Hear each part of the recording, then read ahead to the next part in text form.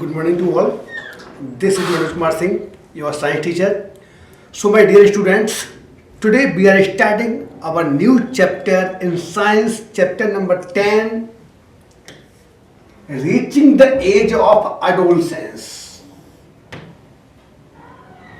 ये इस चैप्टर का फर्स्ट पार्ट है.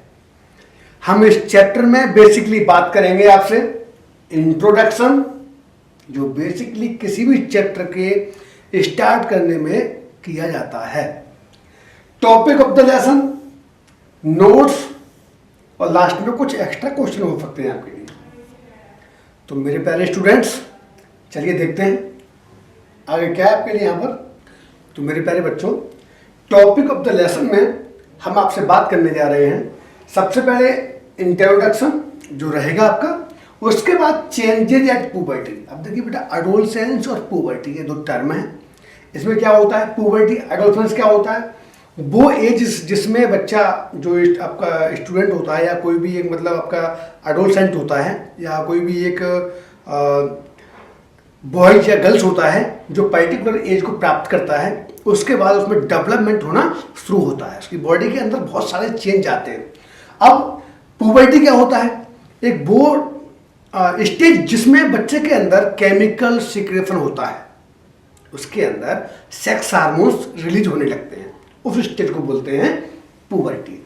अब जब पुबर्टी की जाती है या एडोलसेंस स्टेज आती है, उसके बाद क्या होता है, तब बॉडी के अंदर सेकेंडरी सेक्सुअल कैरेक्टर्स इंक्रीज होते हैं. मतलब ये कैरेक्टर जो आपके हैं वो बढ़ जाते हैं. जैसे बॉयज की चेस्ट को मतलब आपकी काफ़ी ब्रॉड होती है, और जो मतलब आवाज़ होती है काफ़ी भारी होती है, फेस पर मतलब हेयर आने लगते हैं, और मतलब बहुत सारी चीज़ें बॉडी के अंदर और भी होती हैं जो हम चैप्टर के अंदर आपसे डिस्कस करेंगे. How hormones initiate reproductive function. अब देखिए, हार्मोन्स होते हैं यानी कि सेक्स हार्मोन्स, वो बॉडी को किस तरीके से आगे फेज करते हैं, फेज को आगे बढ़ाते हैं. हम इस चीज़ के बारे में आपको जानकारी देंगे. ये तो बात हो गई कॉमन बात. आगे menstrual cycle in female. Female में जो आपकी मेंस्ट्रुअल साइकिल होती है वो कैसे हैपनिंग होती है और उसकी स्टेज क्या होती है, उन सब के बारे में भी आपसे डिस्कस करेंगे. उसके बाद determining the sex of the baby. एक बच्चा है, अनबॉर्न बेबी है, उसके सेक्स को हम कैसे डिटरमाइन करेंगे वो भी हम इसी चैप्टर के अंदर बात करेंगे आपसे. आगे hormones present in the human body. अब ह्यूमन बॉडी में कितने टाइप के हार्मोन्स प्रेजेंट होते हैं और वो क्या क्या फंक्शनिंग को परफॉर्म करते हैं, तो वो भी हम इसमें जानेंगे. आगे हार्मोन्स इन्वॉल्व इन मेटामॉर्फोसिस. अब देखिए, यहाँ पर बात की जा रही है स्पेशल उन आपके बोलेंगे इंसेक्ट के बारे में. यहाँ पर देखिए, इंसेक्ट के बारे में या रेप्टाइल के बारे में स्पेशली बेटा ये आपका यहाँ पर एक फ्रॉग के बारे में बताया गया है, एक मेढक के बारे में बताया गया है कि उसकी लाइफ साइकिल किस तरीके से परफॉर्म होती है, वो कैसे डेवलपमेंट करता है एक छोटे लेवल से एक बड़े लेवल तक. उस प्रोसेस को नाम दिया गया मेटामॉर्फोसिस. आगे रिप्रोडक्टिव हेल्थ, मतलब एक रिप्रोडक्टिव हेल्थ के लिए क्या क्या जरूरी है और क्या क्या उसके लिए अननेसेसरी है, जो नहीं करना चाहिए, या उसके लिए क्या हम करें और क्या ना करें. इन चीज़ों के बारे में भी हम जानेंगे इस चैप्टर के अंदर. तो मेरे प्यारे स्टूडेंट्स, आइए देखते हैं आगे क्या है. सबसे पहले आप यहाँ देख रहे होंगे इंट्रोडक्शन. क्या है, reproduction is a essential part of the institute continuity of the species. Simple बोला गया है कि जो आपका रिप्रोडक्शन होता है वो एक ऐसी प्रोसेस होती है जिसमें एक पेरेंट्स या दो पेरेंट्स इन्वॉल्व होते हैं, वो गिवनाइज करते हैं एक न्यू इंडिविजुअल्स को. लेकिन यहाँ पर क्या है, it is very necessary to all.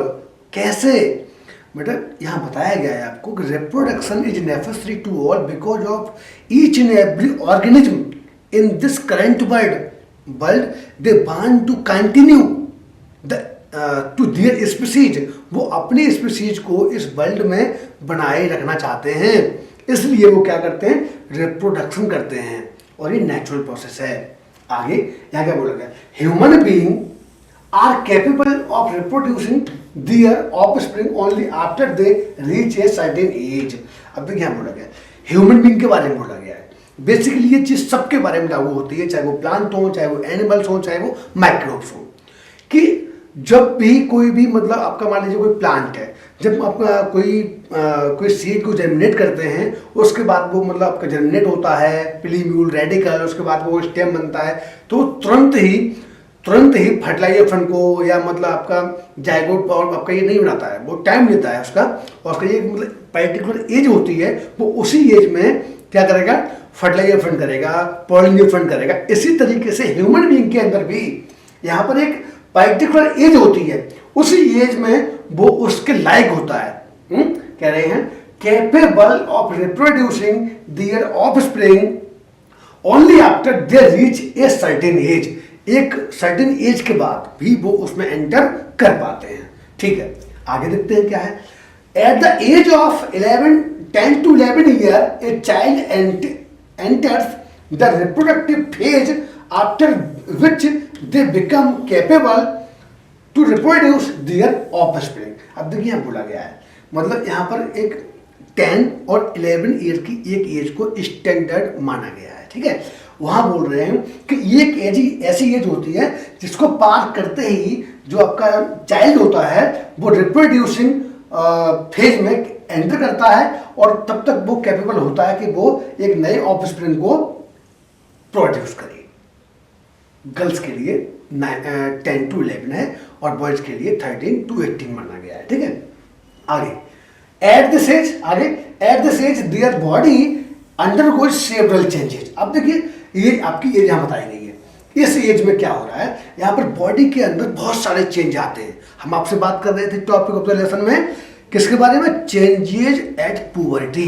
तो वही एज पुबर्टी की है, इसके दौरान बॉडी के अंदर कौन कौन से चेंज आते हैं, उन चेंजेस के बारे में हम डिस्कस करेंगे आपसे। तो this period of life is called adolescence. अभी कह रहे हैं कि जिस दौरान बॉडी के अंदर बहुत सारे चेंज आते हैं, तो उन चेंजेस के कारण जो लाइफ होती है, जो वो आपका पीरियड होता है, उसे बोला गया है एडोलसेंस। ठीक है, आगे देखिए यहां बोला गया है it begins at the age of 10 to 11 years of age and and at the age of 18 to 19 years. ये जो आपकी स्टार्टिंग पॉइंट होती है इस एज की एडोलसेंस की, वो आपकी 10 to 11 ईयर में होती है, और आपकी यहाँ कहाँ तक पहुँचती है, ये आपकी जाती है 18 to 19 ईयर्स ओल्ड। जब तक बच्चा इतना बड़ा होगा तब तक वो चीज़ें इनमें दिखाई देंगी। उसके बाद the period from 13 years of age to 19 years of age is called teenage. Teenage एक वर्ड आता है, शब्द है, उसके बारे में बताया गया है कि ये किस तरह के बच्चों को बोला जाता है, किस तरह के बच्चों को बिलोंग करता है। तो ये यहाँ बताया गया है 13 ईयर से लेकर के 19 ईयर के जो भी आपके बच्चे रहेंगे उनके बारे में बोला गया है कि वो टीनेज कहलाएंगे। ठीक है, यहाँ इतना बोला गया है। मुझे उम्मीद है कि आपको इसमें समझ में सब कुछ आ रहा होगा, आपको कोई डाउट नहीं होगा। चलिए आगे बढ़ते हैं और देखते हैं नेक्स्ट पेज पर क्या है, चेंजेज एट पुबर्टी। अब पुबर्टी के दौरान कौन कौन से चेंज बॉडी में आते हैं। तो सबसे पहले ये पॉइंट में दिया गया है यहाँ पर, changes at puberty at the age of adolescence a human body undergoes several changes that mark the onset of puberty. At this age, they become capable of reproduction. यहाँ देखिए क्या बोला गया कि एडोलसेंस की एज के दौरान, यहाँ बोल रहे हैं ह्यूमन बॉडी में बहुत सारे चेंज होते हैं जो हमें देखने को मिलते हैं।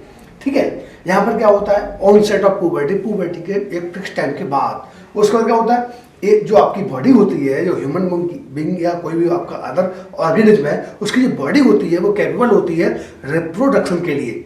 ठीक है, during adolescence a human body undergoes following changes. अब ये यहाँ पर कुछ पर्टिकुलर चेंजेस के बारे में बात कही जा रही है कि कौन कौन से चेंज बॉडी के अंदर दिखाई देते हैं, तो उन सब में यहाँ पर बात करेंगे आपसे। आगे बढ़ते हैं। हाँ, सबसे पहले इंक्रीज इन हाइट। यहाँ पर हाइट इंक्रीज होती है, इस एज में बच्चे की जो हाइट होती है वो तेजी से इंक्रीज होती है। कैसे, धीरे धीरे सडन इंक्रीज इन हाइट। यहाँ पर क्या होता है, इस एज में जो हाइट होती है आपकी बहुत तेजी से बढ़ जाती है। हमको पता नहीं चलता, लेकिन बच्चा तेजी से ग्रोथ करता है। किस एज में? एडोलसेंस की एज में, यानी 11 ईयर से लेकर के 19 ईयर तक की एज के बारे में बात की जा रही है। तो some of the children may grow at the age of puberty and they slow down, but some of them they may grow gradually. यहाँ बोला गया है कुछ ऐसे बच्चे होते हैं जो तेजी से ग्रो करते हैं, कुछ ऐसे होते हैं बहुत तेजी से ग्रोथ नहीं करते हैं, कुछ ऐसे होते हैं कि ग्रेजुअली ग्रोथ जो होती है नॉर्मल वही होती है उनके अंदर, ठीक है, जितनी होनी चाहिए उतनी होती है। कुछ के अंदर बहुत कम ग्रोथ होती है और कुछ बहुत तेजी से ग्रोथ कर जाते हैं। तो ये डिपेंड करता है उनके अंदर हार्मोनल सीक्रेशन पर। ओके, यहाँ पर ये तो आपका हो गया। आगे और देखते हैं क्या है इसमें। हाँ, चेंजेस एट पुबर्टी के दौरान आगे change in shape of the body. देखिए ये 10 ईयर से पहले कुछ इस तरह की हाइट थी इसकी, उसके बाद कुछ इस तरह से मतलब आपको दिखाई दे रहा है यहाँ पर इस एज में क्रॉस करने के बाद। तो इसके दौरान आपकी एज जो है मतलब आपको एज भी बढ़ती है और आपका जो बॉडी का शेप एंड साइज है वो भी चेंज होता है। Change in shape of body, देखिए यहाँ पर इसकी हाइट भी बढ़ गई है, साइज भी इंक्रीज हो रहा है। तो during puberty the body of children undergoes several changes. In boys shoulder grow broad, जो कंधे होते हैं काफी चौड़े हो जाते हैं। उसके बाद मसल्स ग्रो मोर प्रोमिनेंटली, जो मसल्स हैं काफी स्ट्रॉन्ग रहती हैं, मजबूत होती हैं। आगे in girls the region below the waist become wide, जो मतलब उनका वेस्ट मतलब जो ये वेस्ट एरिया होता है, हिप होता है, काफी वाइड होने लगता है। आगे both boys and girls reach the maximum height at this age of 18 and 19। अब जो बच्चे होते हैं जो एडोलसेंट होते हैं वो 18 और 19 ईयर की एज तक अपने मैक्सिमम हाइट को पकड़ लेते हैं। उनकी जो प्रॉपर हाइट होनी होती है वो उतनी हो चुकी होती है। किस एज तक? आपके 19 एंड 18 ईयर ओल्ड तक, ठीक है, यहाँ इतना बोला गया है। आगे यहाँ देखिए चेंजेज एट पुबर्टी के दौरान नेक्स्ट पॉइंट क्या है आपका? Changes in voice. जब बच्चे छोटे होते हैं तो उनकी आवाज़ अलग आती है, जब थोड़े बड़े होते हैं तो आवाज़ और अलग आती है, जब और बड़े होते हैं तो आवाज़ और अलग आती है, जब अडल्ट होते हैं तो आवाज़ अलग आती है, जब मतलब वो ओल्ड एज होते हैं तो आवाज़ अलग आती है। Voice box, hormonal change, body shape, सब कुछ बदलता रहता है समय के अनुसार। तो मेरे प्यारे बच्चों यहाँ पर देखिए voice box grow as soon as the children reach the age of adolescence. ये वॉइस बॉक्स जो होता है ना, ये वाला, ये इसकी बात कर रहे हैं, ये वाला एरिया ये चेंज होता रहता है। क्या है? ये ग्रो करता है एडोलसेंस की एज तक पहुंचने के बाद। Boys grow a larger voice box that appear as a bulging part of the throat. आपने देखा मतलब जहाँ से बल्गिंग मतलब होता है आपका, यहाँ से हम बात करते हैं, यहाँ हमारे जो साउंड बनता है उस एरिया के बारे में बात कर रहे हैं, लिरिक्स के बारे में बात कर रहे हैं। बाहर से आपको लगता है कि ये एडम्स एप्पल है, लेकिन उसके अंदर वाला जो पार्ट होता है उसे वॉइस बॉक्स बोलते हैं। इसको एक नाम और दिया गया है, लैरिंग्स। तो यहाँ पर देखिए अब यार this is called Adam's apple, इसको एडम्स एप्पल बोला गया है। आगे as the reach adolescent their voice become hoarse. अब भाई जो बॉयज होते हैं उनकी आवाज फटने लगती है, भारी होने लगती है, कड़क होने लगती है। क्यों? क्योंकि उनका जो वॉइस बॉक्स होता है वो ओपन होता है, फुल्ली ओपन होता है, इसलिए उनकी आवाज जो है होर्स होने लगती है, फटने लगती है, भारी होने लगती है। आगे girls develop a small size voice box. जो गर्ल्स होती है उनका जो वॉइस बॉक्स है वो स्मॉल है, स्मॉल होता है, अनडेवलप्ड बोल सकते हैं, undeveloped, that can't be seen from outside, जो आपको बाहर से एडम्स एप्पल के तौर पर ज़्यादातर दिखाई नहीं देता है, अमूमन आपको दिखाई नहीं देगा। तो ये चीज़ आपको यहाँ पर बताई गई है, ठीक है। मुझे उम्मीद है कि आपको ये पॉइंट आपको समझ में आ गया होगा। और यही नहीं, इसमें जितने आपको पॉइंट बताए गए हैं सारे पॉइंट आपको अच्छे से समझ में आ रहे होंगे। चलिए आगे देखते हैं। यहाँ देखिए changes at puberty during, we are going to next point, development of sex organs. In this age, means age of adolescence, our sex organs, maybe female, maybe male, they are also developed in the age of adolescence. Okay, As soon as children reaches the age of adolescence, their reproductive part developing completely. इस age में क्या होता है, जो reproductive part होता है वो भी कंप्लीटली डेवलप्ड हो जाते हैं. In boys testes and penis become completely developed. इस एज में क्या होता है, जो बॉयज होते हैं उनका पेनिस और उनके जो टेस्टीज होते हैं वो भी कंप्लीटली मेच्योर हो जाते हैं, डेवलप्ड हो चुके होते हैं. The testes become capable to produce sperm. Testes बेटा इतने कैपेबल हो जाते हैं कि वो स्पर्म को रिलीज कर सकते हैं. Yes. Similarly in girls ovaries develop and mark the onset of maturation of eggs. अब देखिए एक्चुअली क्या है कि जो बॉडी के अंदर हार्मोन्स होते हैं वो रिलीज होते हैं तब जाके आपका मतलब बॉयज में स्पर्म बनना शुरू होते हैं.